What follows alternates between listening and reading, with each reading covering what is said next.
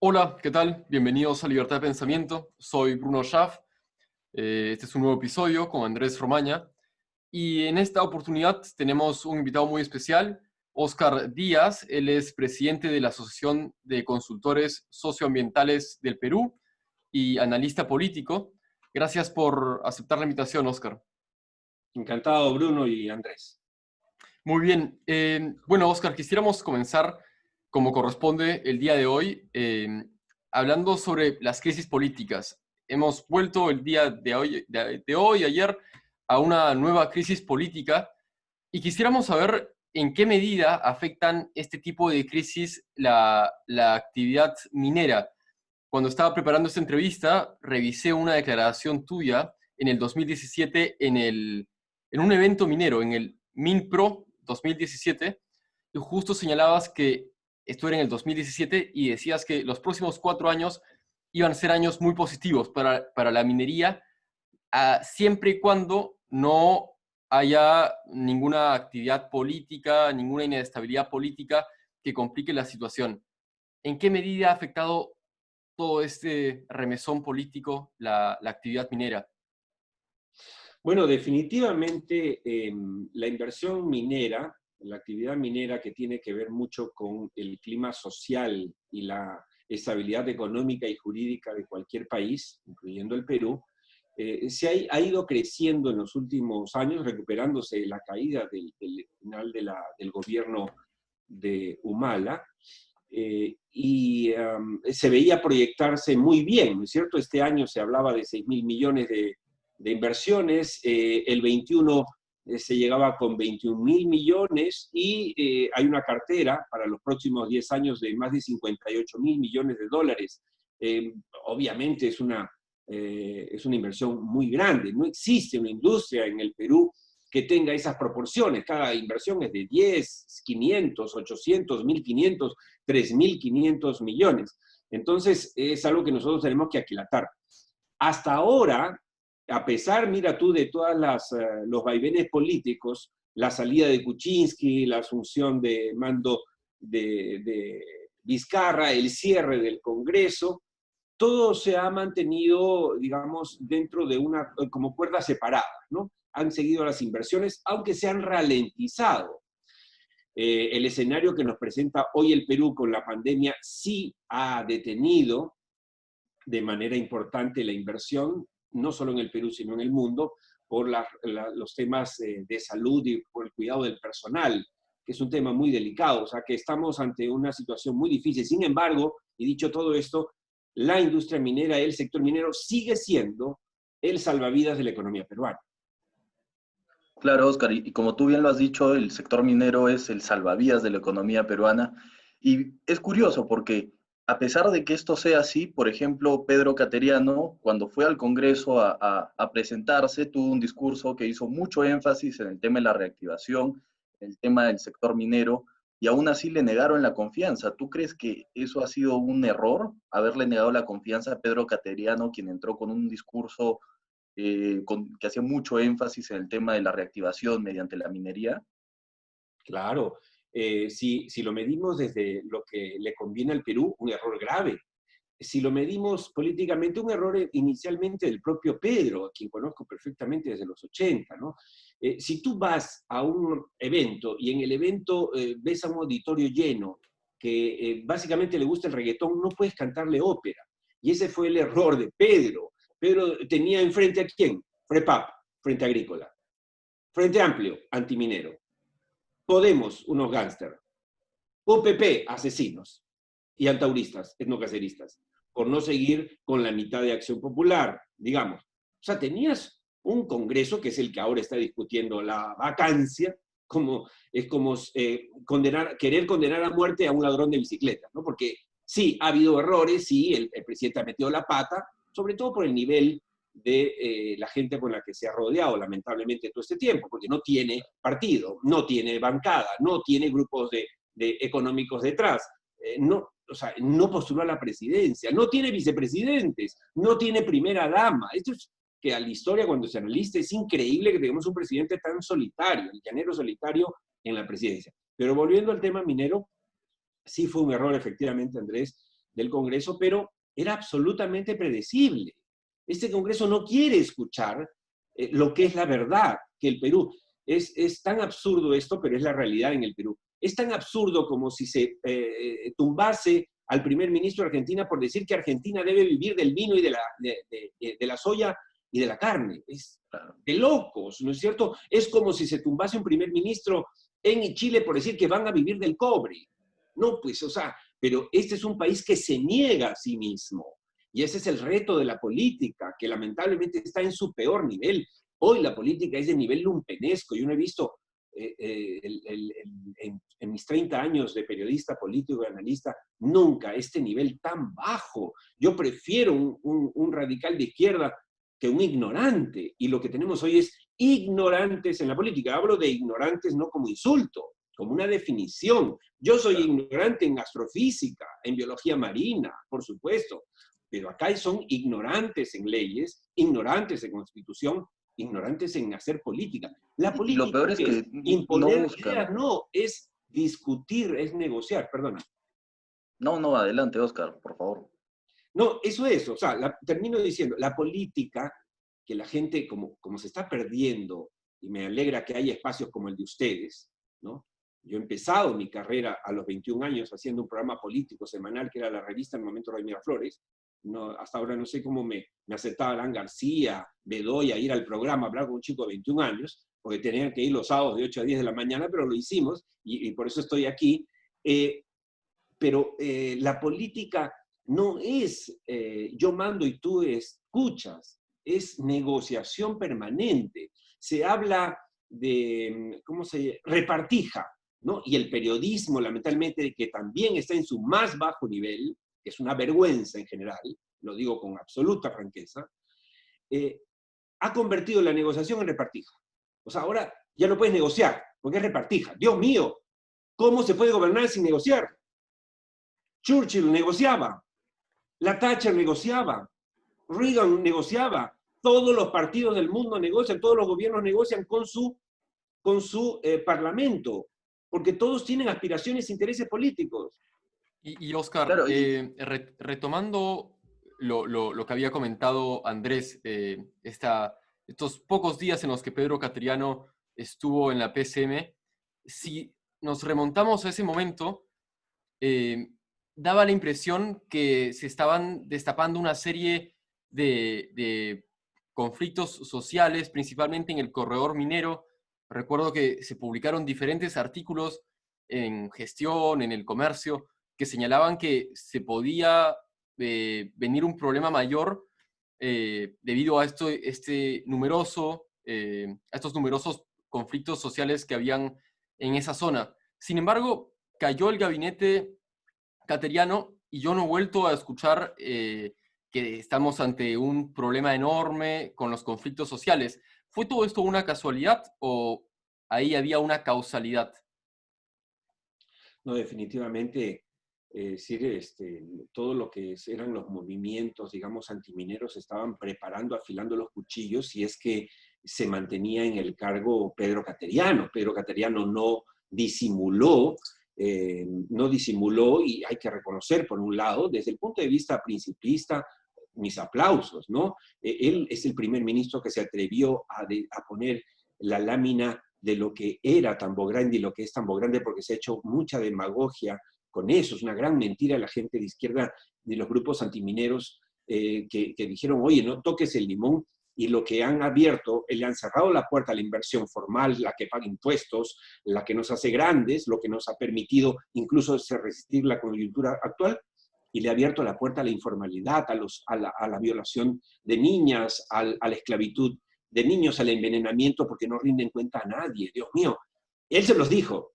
Lo que pasa es que debió darse cuenta que estaba frente a una mayoría que nunca iba a reconocer eso. Nunca. y parece que Vizcarra no movió ni un dedo para evitar la caída del gabinete, porque incluso, no sé si recuerdas en una conferencia, creo que fue la primera que tuvo Vizcarra con Pedro Cateriano toma la palabra sin que Vizcarra se la haya dado y le dice, yo a usted lo veo como un hombre de izquierda democrática, aunque nos digan que somos castrochavistas o no sé qué. Entonces, ¿tú, Oscar, crees que Pedro Cateriano era ya una molestia para Vizcarra o que a Vizcarra le incomodaba la presencia de Cateriano? Porque al menos a mí eso me pareció en esa conferencia, ¿no? Y con la caída que Vizcarra de verdad o sea, ha tenido palabras muchísimo más fuertes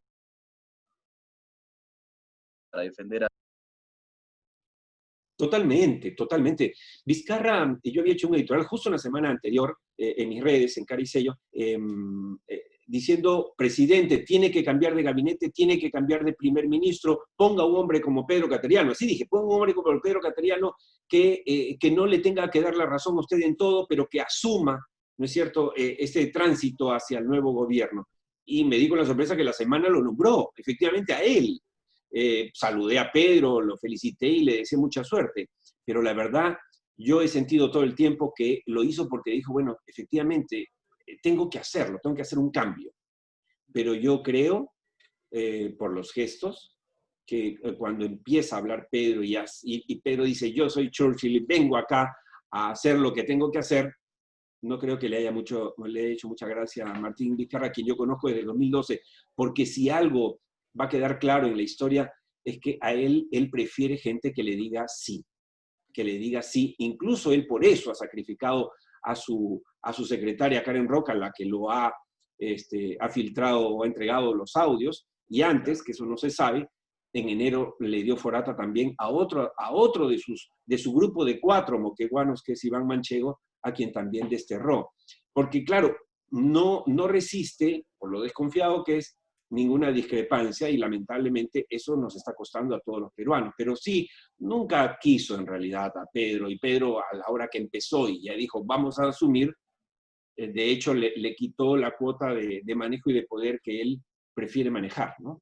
Exacto. El señor Vizcarra no acepta que le resten protagonismo. Y volviendo al tema minero, Oscar, ¿tú ves que este nuevo gabinete del señor Martos sí olvidó por completo el tema minero o hay cosas que se pueden rescatar?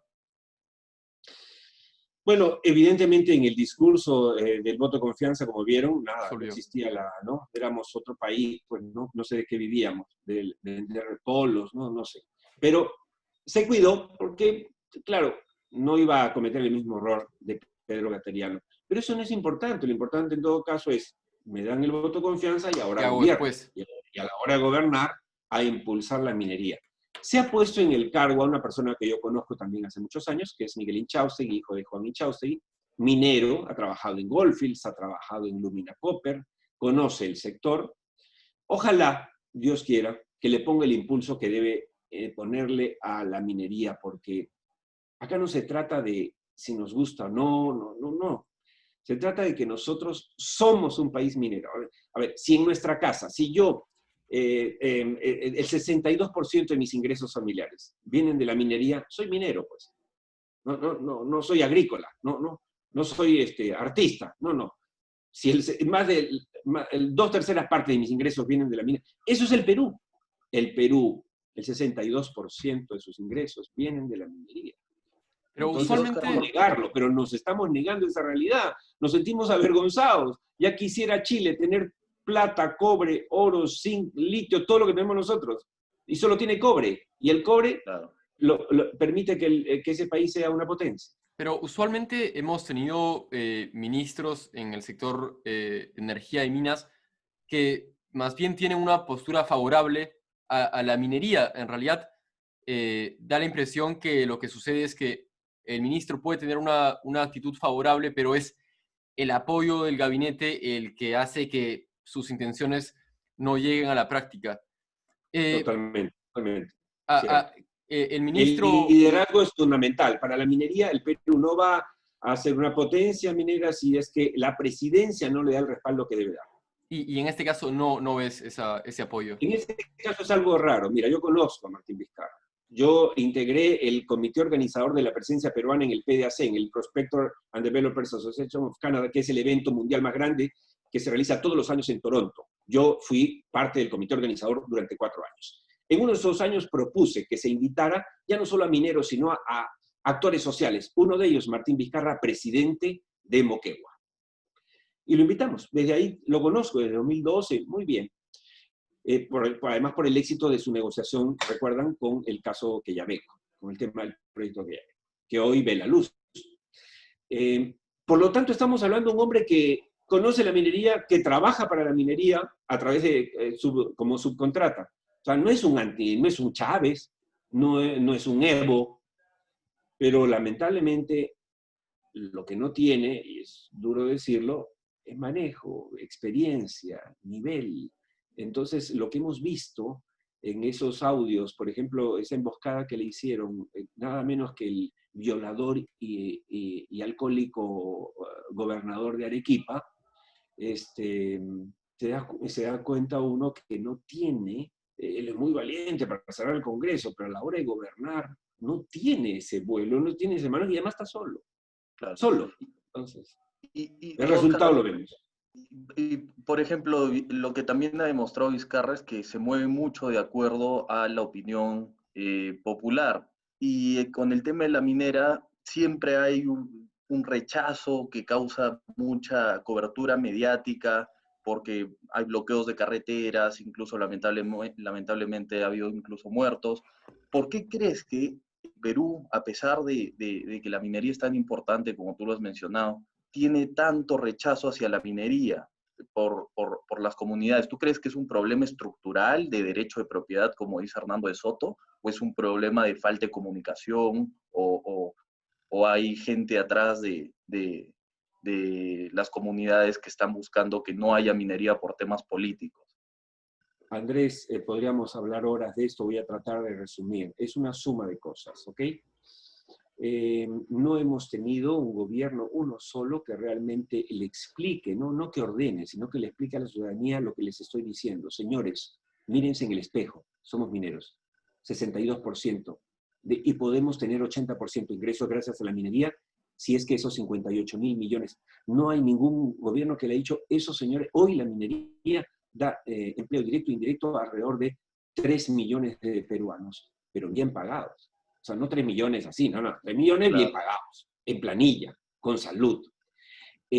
No hay, yo recuerdo unos estudios que hizo Roque Benavides, que presentó en algunos, pero no es Roque quien debe hablarlo, sino el presidente, con la proyección de cuántos más empleos habrían, cuánto más se incrementaría el PBI en los próximos 20 años si se concretaran los proyectos mineros. O sea, y la cartera quiere decir que existe. Otros países tienen que salir al mundo a ver si encuentran a alguien que quiere invertir. Claro. En el Perú es una bodega en la cual hay una fila afuera, un mini market, donde hay una fila inmensa de gente esperando comprar. ¿Y qué hacemos en la puerta? ¿Qué hacen los gobernantes? Espérate un ratito, voy a ver si te abro la puerta, no sé si te atiende ahora. Y la cola son los inversionistas. Es un lujo que no tiene nadie, pero ese es el Perú. Y ahí hay que señalar algo, la minería no requiere inversión del Estado, solamente necesita las condiciones políticas y sociales necesarias.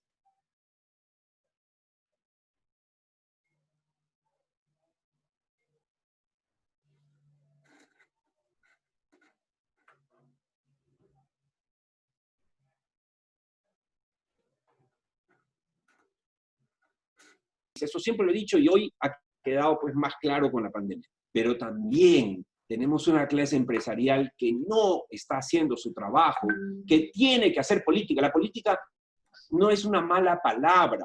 Política es difundir, es hablar con la gente, tomar contacto. No basta. Y lamentablemente todavía sigue este precepto, Bruno y Andrés, porque yo hablo con muchos mineros, ¿no es cierto? Además tenemos como Viceversa Consulting también, asesoramos a mí. ¿Cuál es la respuesta? Oye, nosotros pagamos muchos impuestos, el Estado tiene que hacerlo. Chicos, el Estado no lo está haciendo, no lo ha hecho y no lo va a hacer bien. Cuando tú estás a 4.500 metros de altura, en la zona lejana, donde el único Estado que ve esa gente es tu empresa. Entonces, o lo haces tú, o no lo hace nadie. Y si no lo hace nadie, a ti te van a cerrar. Y es lo que está pasando en el Corredor del Sur. Es precisamente, se me fue la señal y ya me reincorporé.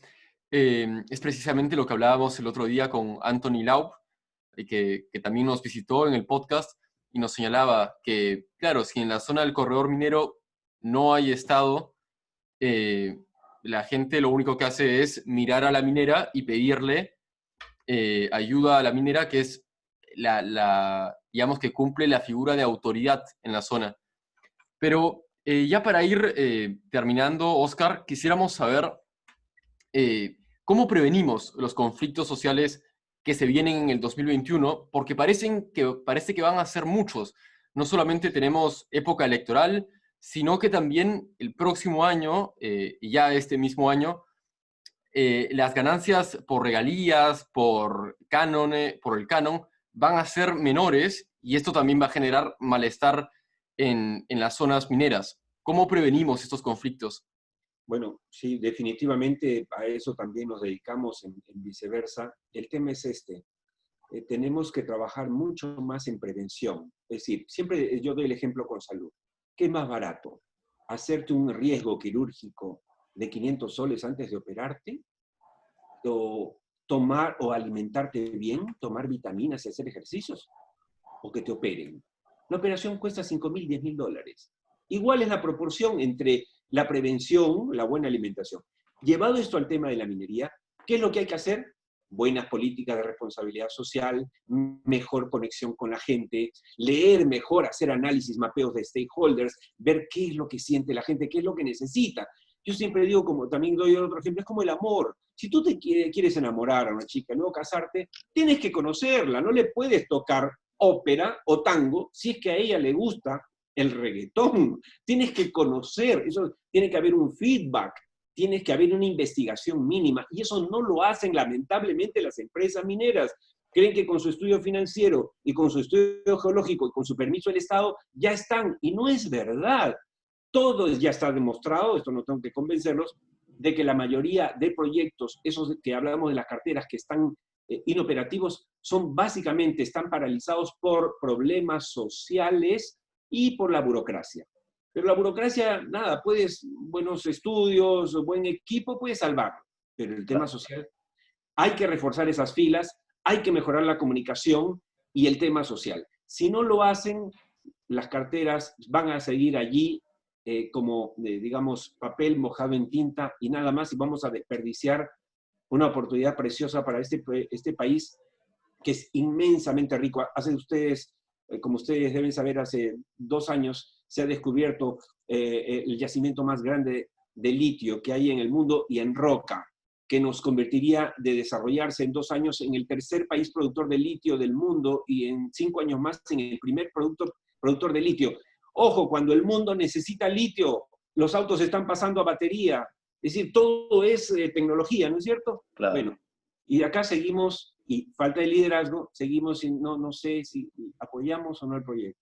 Es increíble. O sea, en este caso tú has hablado mucho del tema de la comunicación por parte de la empresa, ¿no? Que no solo tienes que convencer al Estado, porque probablemente si haces bien el tema burocrático te va a dar el permiso, pero ¿qué labor tiene que hacer el Estado? Porque en los últimos años más ha parecido que el Estado se lavaba las manos, ¿no? O sea, por ejemplo, con el caso de Tía María, fueron los medios que anunciaron que se le había otorgado el permiso, no fue nadie del gobierno quien lo dijo, y recién cuando reventó el escándalo, ya habían ido dirigentes de izquierda al Valle de Tambo, que son los más rápidos que llegan, parece que les gusta mucho el tema de turismo cuando revienta un escándalo ahí, y lo primero que hicieron fueron ellos, y Vizcarra no decía nada, no hablaba, vino a Arequipa, se reunió con el gobernador, luego salieron los audios que tú has mencionado, que de verdad es una vergüenza, que buscaban un pretexto para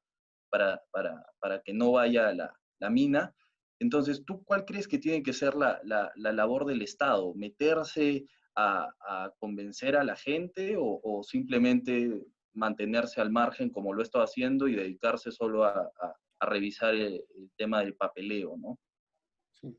Yo daba un ejemplo el otro día, ¿no? Los ingresos por la minería son como 50.000 millones de soles al año, y 50.000 millones. ¿Y saben ustedes cuánto invierte el Estado en su dirección de prevención de conflictos en el Ministerio de Energía y Minas? 5 millones. Entonces, queremos que con 5 millones aseguremos inversiones por 60.000 millones de dólares. ¿Tiene sentido? No tiene sentido.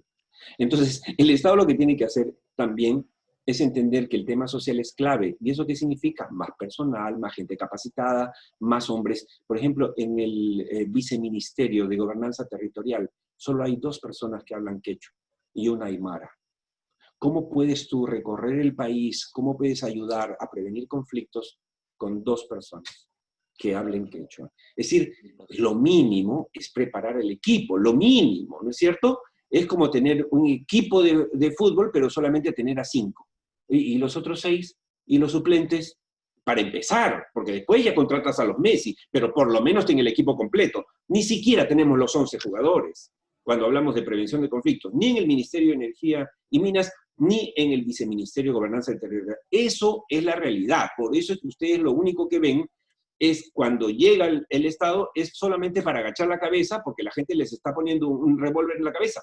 Y eso no acaba de pasar. Con el nuevo ministro recién llegado, el día siguiente, el ministro Inchaustegui tuvo que ir a Antapacay, hubo toda una sesión de un día, y los chantajearon y los obligaron a la empresa, y el Estado solo dijo sí, para que les dé 1.000 soles a cada uno, para que reparta dinero, lo cual es, ustedes saben, pernicioso, porque eso es mendicidad, y además a quien le das 1.000 soles, quiere 1.000 soles, y 1.000 soles, y le abres la puerta, y si hoy te pone un revólver y tú aceptas, mañana te pone otro. Dios mío, así está actuando el Estado. Por lo tanto, yo tengo muchas esperanzas en el Estado, y le digo a mis amigos mineros, por favor, no sigan, si quieren hacer algo concreto con el Estado, recen, vayan a la iglesia y recen. Es lo mejor que pueden hacer. Después olvídense, ese Estado no existe. A menos que haya una revolución estatal, no va a existir. Por lo tanto, tienen que mejorar, reforzar sus líneas en el tema social y comunicacional. Una actitud del Estado totalmente absurda, considerando que la minería le genera ingresos al Estado sin inversión, porque la minería lo único que requiere es un ambiente político, social favorable. Llega a la minera, empieza a trabajar y genera impuestos. No necesita mayor participación del Estado más que en ese campo. Pero se nos está acabando el tiempo, Oscar. Ha sido una muy interesante entrevista. Creo que has dejado claros muchos puntos. Te agradecemos por la participación y esperamos tenerte en otra oportunidad. Muchas Encantado, gracias. lo felicito por este esfuerzo. Me parece súper saludable y entusiasma ver que la juventud está tan preocupada en el país. No todo es reggaetón, ¿no? No todo es TikTok. Muy bien.